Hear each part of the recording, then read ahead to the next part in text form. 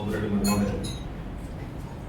Comrade Karki, Comrade Shelby and other comrades, and leaders of the and intellectuals who are here, I know many comrades who are members in contemporary politics and other things. And I am very sorry that I cannot speak in your mother tongue, Telugu. Sorry, Tamil. But I cannot. Therefore, I will be speaking in English. I think that Comrade Shelby will translate it. And I haven't prepared a written paper for you because I was very too busy. Therefore, I will be presenting certain observations on the current international and Indian situation from a left perspective, so that I may not be going into a description, but I will be explaining some viewpoints which you may also share, or which may also you can debate or discussion, which will help us our further discussion in the. So, comrades, today coming to the point. Internationally and in India, at a global level, the reactionary, the fascist forces, which we call them neo-fascist, because today it is under neoliberalism. So under neoliberalism, the fascist forces are advancing. They are overcoming their hurdles one by one, and they are advancing. And the corporates who are propping them up, the ruling fascist regimes, the corporates their profits rates are skyrocketing. Their profits are going up. Vast majority of the world population, you know, that the working class and the oppressed all over the world are going down. The whole world, for example, in our country, India is now characterized by international agencies as a citadel of global poverty. A citadel of global poverty.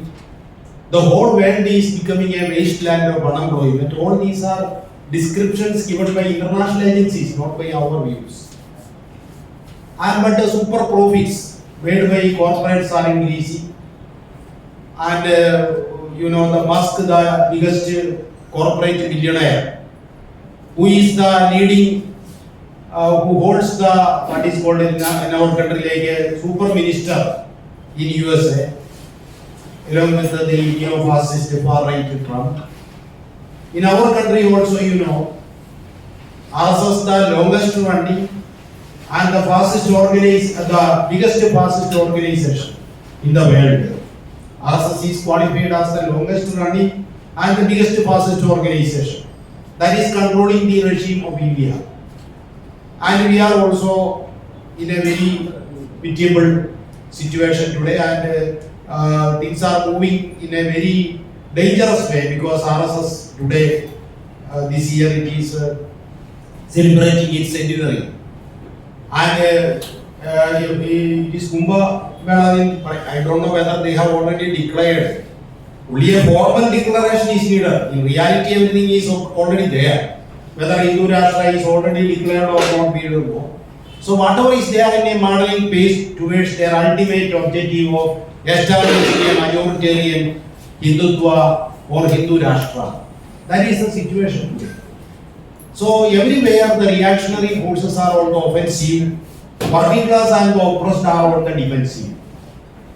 And the parties, the so-called left parties, those who are supposed to lead the working class and the oppressed at a global level, they are on the defensive. And they are not in a position to ideologically, politically, organizationally face, challenge, overcome the threats, the challenges, the raised created by the fascist forces, corporate fascist forces today. This is the situation, overall situation. Its manifestations are different in different countries. In India, its manifestation, you know. At a global level also, its manifestations are there. The ascendance of Trump to power with a thumping majority, not only for himself but even the Congress and the Senate. In India also, even though Modi has lost a majority mark in Indian Parliament, still RSS is advancing with its political tool. BJP, RSS is advancing with its agenda. We know the situation is very serious today. So how we will understand, how we will approach this question from a left perspective, that is the point that I want to discuss here. Of course, my presentation may not be will be covering everything, but I just for our discussion I am presenting my opinion, and we will, if need, we will have a discussion or a debate on that question. This is what I want to say to start with.